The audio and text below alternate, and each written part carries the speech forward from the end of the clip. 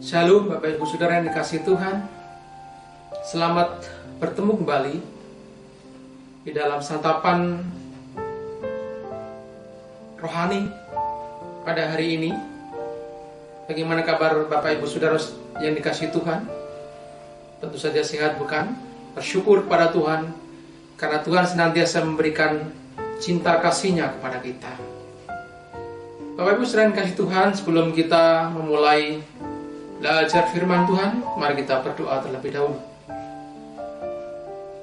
Bapa, kami mengucapkan syukur karena berkat Tuhan pada hari ini. Tuhan masih memberikan nafas kehidupan kepada kami. Sebagai landasan kehidupan kami pada hari ini, kami akan menerima berkat firman. Biarlah Roh-Mu yang kudus mengurapi kami, mengurapi hamba-Mu, sehingga firman boleh kami terima dan menjadikan setiap langkah kehidupan kami pedoman hidup kami. Terpujilah nama Tuhan. Di dalam nama Tuhan Yesus kami menyerahkan acara pagi ini. Haleluya. Amin. Bapak Ibu Saudara yang kasih Tuhan, kita akan belajar firman Tuhan yang terambil dari kitab Galatia 5 ayat 22 dan 23. Demikian firman Tuhan. Tetapi buah roh ialah kasih, sukacita, damai sejahtera, kesabaran, kemurahan, kebaikan, kesetiaan, kelemah lembutan, penguasaan diri. Tidak ada hukum yang menentang hal-hal itu. Dan renungan pada pagi hari ini diberikan tema hidup dipenuhi Roh Kudus. Apa sebenarnya dan bagaimana hidup yang dipenuhi dengan Roh Kudus itu? Dalam Galatia 5 ayat 22 dan 23 ini jelas sekali. Bapak Ibu Saudara yang kasih Tuhan, pada ayat-ayat firman Tuhan yang kita pelajari dan kita renungkan ini, Rasul Paulus memberi didikan, ajaran, dan nasihat kepada orang-orang percaya pada zamannya dan kepada kita pada zaman sekarang, supaya kita sungguh-sungguh hidup dalam kasih setia, kasih karunia, dan kebenaran firman Tuhan. Secara tersirat, Rasul Paulus mengingatkan supaya kita dan semua orang percaya meninggalkan segala perbuatan daging yang telah nyata, yang menyeret kehidupan kita ke jurang maut, sehingga tidak akan mendapat bagian hidup kekal yang penuh sukacita dan damai sejahtera dalam kerajaan Allah. Dalam ayat firman Tuhan yang sedang kita bahas kali ini, yaitu dalam surat Galatia 5 ayat 22 sampai dengan 23, Rasul Paulus mengingatkan kita tentang beberapa perkara. Rasul Paulus berbicara mengenai buah roh, yaitu kasih, sukacita, damai sejahtera, kesabaran, kemurahan, kebaikan, kesetiaan, kelemah lembutan, dan penguasaan diri. Secara implisit, Rasul Paulus mengingatkan bahwa barang siapa menjadi milik Kristus, sudah seharusnya menyalibkan dagingnya dengan segala hawa nafsu dan keinginannya. Kemudian lebih setia berbuat kebaikan dan kebajikan yang sesuai dengan firman-Nya, sehingga menghasilkan buah roh yang semakin baik, semakin lebih baik, dan semakin sangat baik.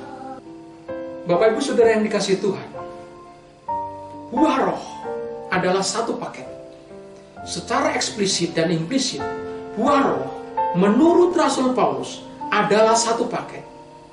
Jenisnya ada 9 macam, yaitu kasih, sukacita, damai sejahtera, kesabaran, kemurahan, kebaikan, kesetiaan, kelemah lembutan, dan penguasaan diri.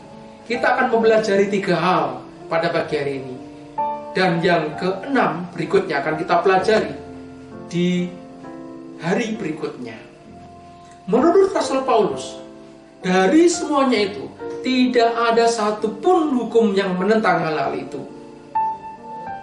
Baca, coba perhatikan dalam firman Tuhan yang tercantum dalam Galatia yang sudah kita baca tadi. Kita akan baca ulang. Tetapi buah roh ialah kasih, sukacita, damai sejahtera, kesabaran, kemurahan, kebaikan, kesetiaan, kelemah lembutan, penguasaan diri, dan tidak ada hukum yang menentang hal-hal itu.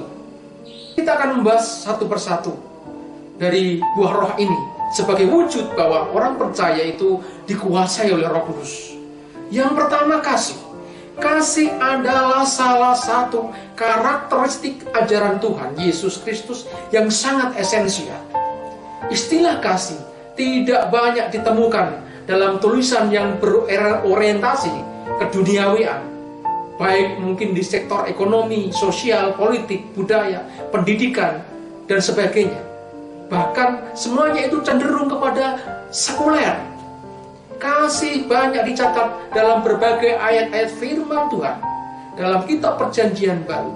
Kasih adalah sesuatu yang esensial, yang utama.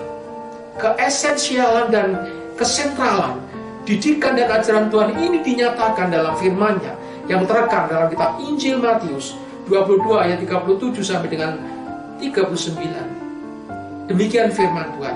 Kasihilah Tuhan Allahmu dengan segenap dan hatimu, dan dengan segenap jiwamu, dan dengan segenap akal budimu. Itulah hukum yang terutama dan yang pertama. Dan hukum yang kedua yang sama dengan itu ialah kasihilah sesamamu manusia seperti dirimu sendiri. Mungkin kita bertanya, apakah kasih itu? Dalam 1 Korintus 13 ayat 1-7 dikatakan, sekalipun aku dapat berkata-kata dengan semua bahasa manusia dan bahasa malaikat, tetapi jika aku tidak mempunyai kasih, aku sama dengan gong yang berkumandang dan canang yang gemerincing. Sekalipun aku mempunyai karunia untuk bernubuat, dan aku mengetahui segala rahasia dan memiliki seluruh pengetahuan, dan sekalipun aku memiliki iman yang sempurna untuk memindahkan gunung, tetapi jika aku tidak mempunyai kasih, aku sama sekali tidak berguna. Dan sekalipun aku membagi-bagikan segala sesuatu yang ada padaku, tetapi jika tidak mempunyai kasih, itu tidak ada artinya. Kasih itu apa, saudara yang kasih Tuhan? Kasih itu sabar. 1 Korintus 13 ayat 4. Kasih itu murah hati. Ia tidak cemburu. Ia tidak memegahkan diri dan tidak sombong. Ia tidak melakukan yang tidak sopan dan tidak mencari keuntungan sendiri. Ia tidak pemarah, tidak menyimpan kesalahan orang lain. Tidak bersukacita karena ketidakadilan, saudara yang kasih Tuhan, tetapi bersukacita karena kebenaran. Ia menutupi segala sesuatu, percaya segala sesuatu, mengharapkan segala sesuatu, dan sabar menanggung segala sesuatu. Itulah kasih, saudara yang kasih Tuhan. Bagaimana dengan kehidupan kita? Apakah kasih sudah ada di dalam kehidupan kita? Yang kedua, sukacita. Dalam Injil Yohanes 15 ayat 10 sampai dengan 11 dikatakan, Tuhan berfirman, jikalau kamu menuruti perintahku, kamu akan tinggal dalam kasihku, seperti aku menuruti perintah Bapakku dan tinggal di dalam kasihnya. Yang perlu digarisbawahi di sini, semuanya itu kukatakan kepadamu supaya sukacitaku ada di dalam kamu dan sukacitamu menjadi penuh. Sukacita kita akan menjadi penuh, saudara, kalau kita mengasihi Bapa yang di surga dan menuruti segala perintahnya. Di sini Tuhan Yesus mengatakan bahwa jika kita menuruti perintahnya, maka kita akan tinggal di dalam kasihnya. Seperti Tuhan Yesus menuruti perintah Bapa yang di surga dan tinggal dalam kasihnya, semuanya itu dikatakannya kepada kita supaya sukacitanya ada di dalam kita. Dan sukacita kita menjadi penuh. Luar biasa, saudara yang kasih Tuhan. Mungkin ada pertanyaan, saudara yang kasih Tuhan, kapan sukacita kita menjadi penuh? Orang yang senantiasa mengucap syukur dalam segala hal akan memiliki sukacita itu menjadi penuh. Dalam 1 Tesalonika 5 ayat 18 dikatakan, mengucap syukurlah dalam segala hal, sebab itulah yang dikehendaki Allah di dalam Kristus Yesus bagi kamu. Yang ketiga, damai sejahtera. Dalam ada itu firman Tuhan yang terekam dalam kitab Injil Yohanes ayat 14. Maksud saya Injil Yohanes pasal 14 ayat 27 mengatakan demikian. Damai sejahtera ku tinggalkan bagimu, damai sejahtera ku berikan kepadamu, dan apa yang kuberikan tidak seperti yang diberikan oleh dunia kepadamu. Jangan gelisah dan gentar hatimu. Yang perlu digarisbawahi di sini adalah damai sejahtera yang diberikan oleh dunia tidak sama dengan yang diberikan oleh Tuhan Yesus Kristus. Sungguh Tuhan Yesus mengatakan bahwa damai sejahtera sudah ditinggalkan Tuhan bagi kita. Tuhan Yesus juga menyatakan bahwa damai sejahteranya yang diberikan kepada kita tidak seperti yang diberikan oleh dunia kepada kita. Karenanya jangan gelisah dan jangan pula gentar hati kita. Oleh sebab itu saudara yang kasih Tuhan, sebagai koreksi, apakah kita sudah mendapatkan damai sejahtera yang diberikan Allah dalam kehidupan kita setiap hari? Damai sejahtera yang diberikan Allah kepada kita, yang diberikan Tuhan Yesus kepada kita, adalah damai sejahtera yang tidak sama dengan dunia ini, yang hanya sesaat.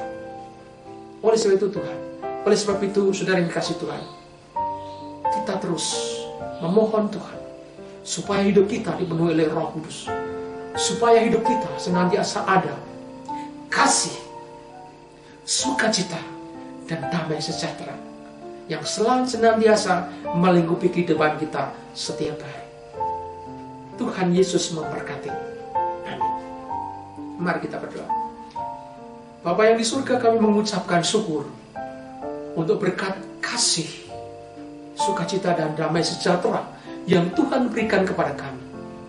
Biarlah ini menjadikan kekuatan kami di dalam kami menjalani kehidupan kami setiap saat, di dalam kami mengikuti Engkau, dalam menghadapi persoalan, dalam menghadapi tantangan hidup ini.